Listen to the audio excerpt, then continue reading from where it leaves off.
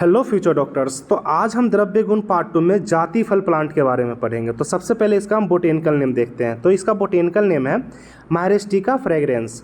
मायरेस्टिका fragrance, family इसकी मायरेस्टिकेसी।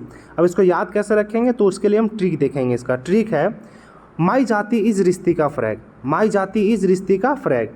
तो माई और रिस्तिका से याद कर लेंगे मायरेस्टिका, फ्रैग से याद करेंगे फ्रेग्रेंस, और माई से याद कर लेंगे आप मायरेस्टिकेसी। तो इस तरह से आप इसका बोटेनिकल नेम और फैमिली याद कर लेंगे।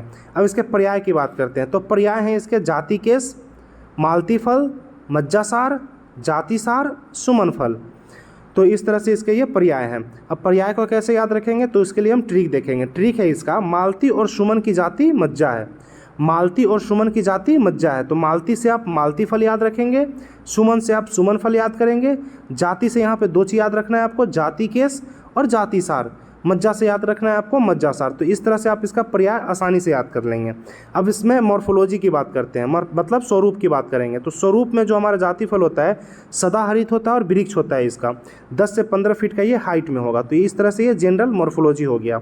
अब इसके पत्र की बात करेंगे। तो पत्र वृंत युक्त होते हैं, अंडाकार होते हैं, भालाकार होते हैं, हल्के पीताभ भूरे रंग के होते हैं। तो ये इसके पत्र की बात हो गया। अब इसका पुष्प देखते हैं कैसा होता है। तो पुष्प इसके छोटे छोटे होते हैं, श्वेत वर्ण के होते हैं और गोलाकार होते हैं। तो ये इसके पुष्प की बात हो गई। अब इसका फल देखेंगे। फल हम यूज में लेते हैं तो इसको अच्छे से समझेंगे। फल इसका गोलाकार होता है, अंडाकार होता है, 1.5 से 2 इंच लंबे होते हैं, रक्ताभ पीताभ वर्ण के होते हैं। फल पकने पर 2 भागों में फट जाता है जिसमें से जायफल निकलता है। तो ये इसके फल की बात हो गया। अब नीचे देखते हैं। तो जायफल को चारों ओर से घेरे हुए रक्त वर्ण का कठिन आवरण युक्त मांसल कवच होता है जिसे जावित्री कहते हैं। अब जावित्री किसे कहते हैं आपको समझ में आ रहा होगा। जायफल होगा, उसके ऊपर एक लेयर होता है, हार्ड लेयर, आवरण युक्त मांसल कवच बोल देते हैं उसको।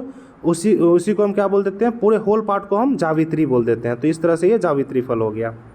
फिर इसके उत्पत्ति स्थान की बात करेंगे। तो उत्पत्ति स्थान में हमें मलाया में, जिनांग, जावा, सिंगापुर, लंका मतलब श्रीलंका आदि जगहों पे ये हमें पाया जाता है। तो ये इसके उत्पत्ति स्थान की बात हो गया। अब गुणकर्म या रस पंचक देखते हैं। तो रस इसमें तिक्त और कटु होता है। ये हमारा जो रस पंचक दे रखा है ये जाति फल का है। नीचे जो दे रखा है ये हमारा जावित्री का है। तो ये अभी हम जो देख रहे हैं ये हमारा जाति फल का रस पंचक है। तो रस की बात करें तो तिक्त और कटु होता है। गुण में हमारा ये लघु और तीक्ष्ण होता है। विपाक में ये कटु होता है। वीर्य हमारा ये उष्ण होता है। तो ये इसके रस पंचक हो गए। कर्म की बात करें तो कर्म में भी दोष कर्म देखें तो कफ वात सामक होता है। कफ और वात का ये समन करेगा। अन्य कर्म की देखें तो रुचिकर होता है। वरण्य कांस श्वास में, बमन में, त्रिषा में, विष में, कृमिघन में, वेदना स्थापक में और हृदय रोगनाशक में, इनमें हमारा ये लाभकारी होता है। तो ये इसके अन्य कर्म हो गए। अब जावित्री का रस पंचक देखते हैं। तो इसमें जो रस प्रेजेंट होते हैं मधुर और कटु होते हैं। गुण की बात करें तो लघु होते हैं। विपाक में ये कटु होते हैं और वीर्य में हमारा ये उष्ण होता है। तो इस तरह से जावित्री का ये रस पंचक हो गया। अब इसका कर्म देखेंगे। तो कर्म देखते हैं दोष कर्म। कफ और वात सामक होता है। ये कफ और वात का ये समन करेगा। अन्य कर्म में देखें तो जावित्री का बमन में, कांस में, श्वास में, विष में, वरण्य में और रुचिकर। तो इस तरह से ये इसके अन्य कर्म हो गए। अति मात्रा सेवन के उपचार। अगर हम जावित्री या जायफल का अति मात्रा में सेवन करते हैं तो उसका उपचार कैसे करेंगे, तो उसको हम अब देखेंगे। जाति फल के अति मात्रा सेवन से उत्पन्न भ्रम, प्रलाप, मूर्छा आदि लक्षणों में लवण वचा जल देकर बमन कराना चाहिए। बाद में तक्र या दधि भात का सेवन कराना चाहिए। अब इसको समझते हैं। जाति फल या जावित्री का अगर हम अति मात्रा में सेवन करते हैं तो उससे उत्पन्न क्या होता है, भ्रम होता है, प्रलाप होता है, मूर्छा आदि होते हैं। तो ये लक्षण हमें देखने को मिलता है। अगर इस तरह का लक्षण हमें देखने को मिलता है तो हम लवण वचा इसको जल में घोल करके उसके बाद हम इसको पिला देंगे। पिलाने के बाद इसको वमन होगा। तो वमन करा करके वमन होने के बाद जब वमन शांत हो जाए तो हम तक्र तथा दधि भात के साथ इसका हम सेवन करा देंगे। तो इस तरह से इसके अति मात्रा में हम अगर सेवन करते हैं तो इसका ये उपचार हो गया।